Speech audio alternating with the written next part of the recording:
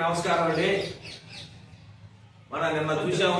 మొన్న గత కొన్ని నెలలుగా కూటమి ప్రభుత్వం వచ్చిన తర్వాత పవిత్రమైన తిరుమల క్షేత్రంలో ప్రపంచ ప్రఖ్యాతిగాంచిన ఒక చరిత్ర కలిగిన కలియుగ దేవుడు శ్రీ వెంకటేశ్వర స్వామి దేవాలయంలో గత 5 సంవత్సరాలుగా జరిగిన అపచారాలు, ఘోరాలు, కొండ పవిత్రతను అంటూ రకరకాల వ్యాపారాలతోటి శ్రీవారి ట్రస్ట్తో ఒక ఆట ఆడుకొని కొండ ప్రతిష్టని 5 సంవత్సరాల్లో బస్టు ఇచ్చారు. చివరికి పవిత్రమైన లడ్డు ప్రసాదము ఎవరైనా సరే కొంచెం దేవుడు ప్రసాదం తింటే ప్రశాంతంగా ఉండే మనసు నిష్కలంగా ఉండే శ్రీవారి ప్రసాదాన్ని కూడా అపవిత్రం చేసి ఘోరాతి ఘోరమైన పాపానికి పాల్పడ్డారు గత పాలకులు, వైఎస్ఆర్సీపీ నాయకులు. ఆ రాక్షస పరిపాలనలో రాష్ట్రంలో ఏ విధమైన పరిపాలన చేశారో అక్కడ కొండ మీద కూడా అదే విధమైన పరిపాలన. చైర్మన్లు వాళ్ళ బాబాయ్ సుబ్బారెడ్డి గారి నుంచి, కరుణాకర్ రెడ్డి గారి నుంచి, ఈవోలు వాళ్ళు కూడా ధర్మారెడ్డి, అదేవిధంగా వాళ్ళ కింద ఉన్న అధికారులందరూ కూడా ముక్కుమ్మడిగా స్వామివారిని నిలువు దోపిడీ చేశారు. మామూలు అయితే వెంకటేశ్వర స్వామికి అందరూ భక్తులు వారి వారి కోరికల ప్రకారం, వారికి ఉన్న మొక్కుబడి ప్రకారం నిలువు దోపిడీ అని చెప్పుకుంటారు కుబేరు స్వామితో సహా. అదేవిధంగా రివర్స్లో జగన్మోహన్ వాళ్ళ టీము భక్తులతో కాకుండా దేవుని కూడా నిలువు దోపిడీ చేసి లడ్డు అనే పవిత్రమైన ప్రసాదాన్ని అసలుకి లైసెన్స్ లేని భోలే బాబా డైరీలో ఎటువంటి దానికి పాల సేకరణ లైసెన్స్ లేదు, నెయ్యి తయారు చేసేది లేదు, ఏమీ లేని ఆ భోలే బాబా డైరీకి కోట్ల కాంట్రాక్టులు కట్టబెట్టి లడ్డుని పవిత్రను కాజేసి దానిలో అనేకమైన నిన్నే చూసాం సిట్టు నివేదికను. ఆ లడ్డులో రకరకాలైన వ్యర్థాలతో కూడిన నెయ్యిలో చేసి లడ్డు చేశారని సిట్టు దర్యాప్తు బృందం, అదేవిధంగా ఫోరెన్స్ ల్యాబ్ కూడా తేల్చడం జరిగింది. దాన్ని కూడా వర్గీకరించి ఆ బ్లూ మీడియా, సాక్షి ఎలక్ట్రానిక్ మీడియా కానీ, దానికి సంబంధించిన టీవీ నేను కానీ, ఎన్టీవీ కానీ, వీళ్ళు కూడా దానికి సాక్షికి వంతబాడి వాళ్ళు లడ్డులో మన వాళ్ళు అనేక రసాయనాలు ఉన్నాయని చెప్పడం జరిగింది. దానిలో ఎముకల కొవ్వు లేదని, రాలేదని అదొక ముక్క పట్టుకొని ఎముకల కొవ్వు అంటే ఉండాలనే అది కూడా మన వాళ్ళు చెప్పేటప్పుడు అన్ని రకాల కల్తీలు, రసాయనాలు కలిశాయని చెప్పారు. దానిలో భాగంగా అలా చెప్తే అది ఆ ల్యాబ్లో, ఆ ఫోరెన్స్ ల్యాబ్లో ఎముకలకు సంబంధించిన పదార్థాలు కానీ, ఎక్కడ కొవ్వులు కానీ అట్లాంటివి లేవు. మీరు ఆ రోజు అన్నారు అవి లేవు కదా అని చెబుతారు. అసలు లడ్డే కొండే పవిత్రవంతం అయిపోయిన తర్వాత ఈ రకంగా వాళ్ళ అబద్ధాలని మళ్ళీ నిజం చేసే విధంగా ఈ రకంగా వీళ్ళు ప్రేరేగిపోతున్నారు.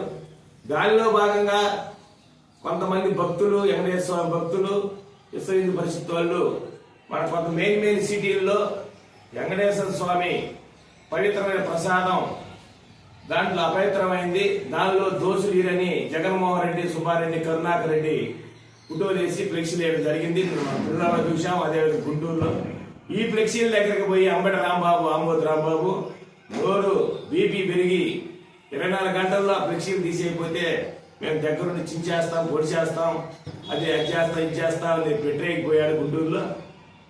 దానికి బాగా నేను సాయంత్రం అక్కడికి రావటం, అక్కడ ఉన్న భక్తులు కానీ, మన పార్టీ సానుభూతి పనులు కానీ, కూటమి ప్రభుత్వం సానుభూతి పనులు కానీ, వెంకటేశ్వర భక్తులు కానీ అందరూ కూడా ఆయన ప్రత్యేకించటం, ఆయన కిటికీలోంచి బయటికి లేచి చంద్రబాబు గారిని, ముఖ్యమంత్రి హోదాలో ఉన్న చంద్రబాబు గారిని, సీనియర్ నాయకుడిని, అదేవిధంగా ఉప ముఖ్యమంత్రి గారిని, పవన్ కళ్యాణ్ గారిని వాడు వీడు బొడుతా సంపుతా కొడుకులు ఏదో రకరకాల పదజాలంతో, అసభ్య పదజాలంతో దూషిస్తూ బీపీ రేజ్ అయ్యి తిట్టుకుంటూ పోవడం జరిగింది. మన నాయకుడు చంద్రబాబు నాయుడు గారు కానీ, మన పై నాయకులు అందరూ కూడా ఏ రకంగా పోస్టులు పెట్టినా, ఎటువంటి బూతులు తిట్టినా కూడా వాళ్ళకి మనకి తేడా ఏముందని ఇవాళ 20 నెలల నుంచి కూడా సమన్వయంతో ఎటువంటి రెచ్చగొట్టే ప్రయత్నాలు కానీ, ఎటువంటి కక్ష సాధింపులు కానీ, ఎటువంటి అక్రమ కేసులు కానీ వాళ్ళ మీడియా మీద కానీ, వాళ్ళ పేపర్ల మీద కానీ, వాళ్ళ సంస్థల మీద కానీ, వాళ్ళ పార్టీ ఆఫీసుల మీద కానీ, కార్యాలయాల పైన ఎక్కడ కూడా ఇటువంటి దాడిని ప్రేరేపించిన సందర్భాలు లేవు. కనుక మన వారిని సమన్వయం పరుస్తూ మనం ఎక్కడికెక్కడ శాంతించబరుస్తూ తగ్గండి అని లాండ్ ఆర్డర్ ఒక పక్క మన ఎస్పీలకి మన ఎమ్మెల్యేలు అందరిని కూడా కంట్రోల్ చేసి కూల్ అంటూ కింద కూర్చోబెట్టాడు మన బాబు గారు. అదేవిధంగా మన పార్టీ నాయకత్వం ఇన్ని చేసినా కూడా వాళ్ళ ఆగడాలకు నోరుకి అదుపు లేకుండా ఎట్లా పెడితే అట్లా మన శాంతవంతమైన మన చంద్రబాబు నాయుడు గారిని బూతులు తిడుతున్నారు. ఇంకా కూడా ఎంతసేపు ఆగుతామని నేను మన గుంటూరు కేడరు మన గవి గారు మాధవి గారు వీళ్ళందరూ కూడా ఒక మహిళలను మొత్తం కూడా అంబటి రాంబాబు ఇంటి మీద పోతే అంబటి రాంబాబు కాస్త పిల్లి రాంబాబు వెనక నుంచి గోడ దూకి ఉరుకుతుంటే అక్కడ ఉన్న నవభారత నగరు ఆ లైన్ లో జనం అందరూ కూడా ఇస్తూ పోయి చూస్తున్నారు. ఇడు రోజు ఎట్ట వాగుతున్నాడు, ఆడవాళ్ళు వస్తే అని వెనకదారిని అవుతుంది దూకి ఉరుకుతున్నాడని. ఇలాంటి రాండి దమ్ముంటే రాండి, వాడు ఈడు చంద్రబాబు వాడి కొడుకు రామని ఈ కొడుకు రామని ఏదేదో వాగిన అంబోతు రాంబాబు ఒక ఆడ కొంతమంది మహిళలు వస్తే ఇల్లులోంచి గోడలు దూకి ఉరుకుతా ఉన్నాడు, పరుగున ఎక్కి పారిపోయాడు. ఇలాంటి సందర్భాల్లో ఇలాంటి వారు జనాన్ని రెచ్చగొట్టడం దేనికి, కార్యకర్తలు జనం వస్తే ఉరకడం దేనికి, నోరు అదుపులో పెట్టకుండా మాట్లాడితే ఎలా ఉంటది? ఖబర్దార్ వైసీపీ నాయకులారా, కార్యకర్తలారా, మా నాయకుడు సమన్వయంగా ఉండమని చెబుతున్నారు. మీరు ఎన్ని తప్పులు చేసినా గత 5 సంవత్సరాలు మీరు చేసిన తప్పులు శిశుపాలుడు తప్పులాగా లెక్కలేని ఉన్నాయి.